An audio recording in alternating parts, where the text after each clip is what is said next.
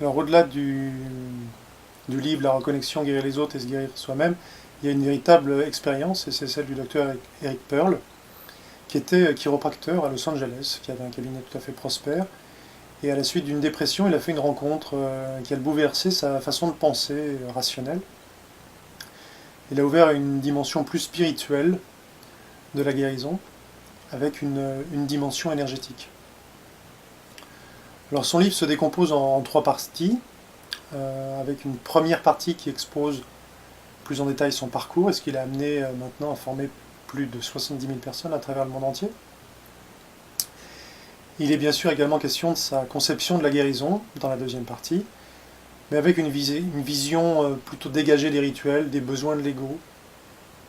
Et il y a également des explications qu'il a recherchées pour mieux comprendre ce qui se passait, notamment grâce à la physique, par le biais de la théorie des cordes qui considère qu'il n'y a pas de différence entre matière et énergie. Et c'est d'ailleurs entouré d'un certain nombre de scientifiques qui ont étudié les effets des séances et les stages et ont pris des mesures à ce sujet. Dans la troisième partie de son livre, il explique plutôt comment s'initier à la pratique avec des exercices simples.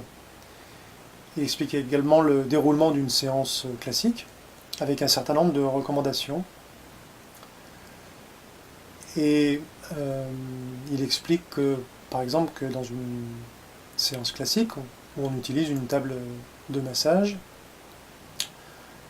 le client reste habillé, il n'a pas besoin de raconter son histoire au praticien, le praticien ne touche pas son client.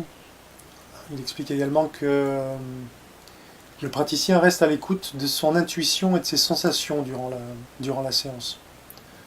Alors ça peut sans doute se rapprocher à ce que des gens ont peut-être vécu dans des séances de magnétisme ou même de Reiki, d'une certaine façon. Il y a une chose aussi intéressante qui n'est pas dans le livre, mais qui est dans le film qui s'appelle The Living Matrix, et où Eric Pearl est assez longuement interviewé. Et ça donne l'occasion de voir comment il a traité le cas d'un jeune garçon grec qui avait des capacités motrices extrêmement réduites, et les changements que ça a produits sur cet enfant qui sont assez spectaculaires, il faut dire. Alors pour des gens qui ont pratiqué le Reiki, par exemple, ils pourront trouver que ça a des côtés assez similaires, mais en général, les praticiens en Reiki trouvent que c'est plus puissant, et que le praticien, par contre, dans la reconnexion, est plus un simple catalyseur. Ensuite, les personnes qui ont pratiqué du Qigong, sans doute, retrouveront des sensations un petit peu semblables également.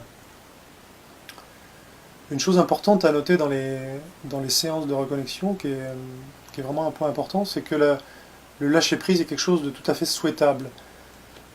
Pas seulement pour le praticien, qui doit éviter d'avoir des intentions de résultat à tout prix avec son client, mais également du côté du client, du patient, à qui on demande d'accepter ce qui va venir, sans attente.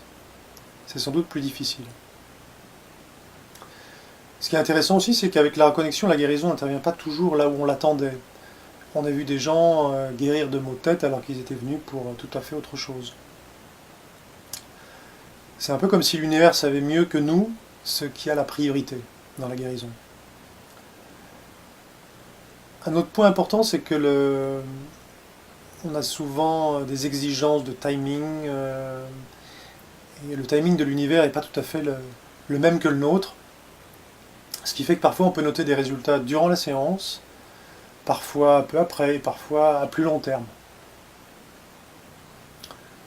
Un autre aspect de cet outil, en dehors du soin reconnectif, c'est la reconnexion personnelle, qui elle est un peu plus différente, parce qu'elle n'a pas un rôle de soin vis-à-vis d'un problème particulier, mais elle sert plutôt à propulser une personne sur son chemin de vie, et certains voient ça d'ailleurs comme une seconde naissance.